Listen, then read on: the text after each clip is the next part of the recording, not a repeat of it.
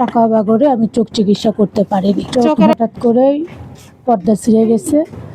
বহু টাকা চাইছে, আমি টাকা 50,000 টাকার মতো চাচ্ছে অপারেশন করতে।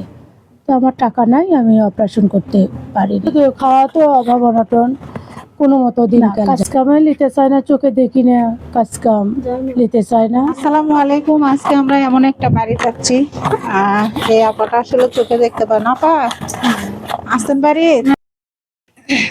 শুনলাম যে আপনি একদমই চোখে দেখতে পারেন না। হ্যাঁ, চোখে দেখতে পারেন না? না কি সমস্যা হয়েছে আপনার?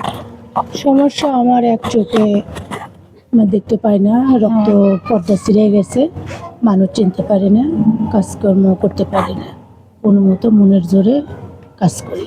আপনাকে দেখার মতো কেউ আমার আছে? দেখার মতো কেউ নাই, আমার স্বামী দেখার মতো আমার কেউ নাই। মানুষের জায়গায় থাকি, ঘর দুয়ার নাই। এটা মানুষের জায়গা, এই যে হ্যাঁ, এটা মানুষের জায়গা। হ্যাঁ, এই যে দেখেন এনাদের থাকার অবস্থাটা করতে দেখেন। পারি না, যার কর্ম নাই, ঘরে টাকা বাগরে আমি চোখ চিকিৎসা করতে পারিনি। চোখের এটা হঠাৎ করে চোখের এরকম হয়েছে না? হ্যাঁ, চোখ হঠাৎ করেই পর্দা ছিঁড়ে গেছে। বহু টাকা চাইছে, আমি টাকা 50,000 টাকার মতো চাচ্ছে অপারেশন করতে। তো আমার টাকা নাই, আমি অপারেশন করতে পারিনি। তো খাওয়া তো অভাব অনটন, কোনো মতো দিনকাল যায়। হ্যাঁ, আর রোজগার করার মতো তো কেউ না, নাই। রোজগার করার মতো কেউ না, আমি একাই করি।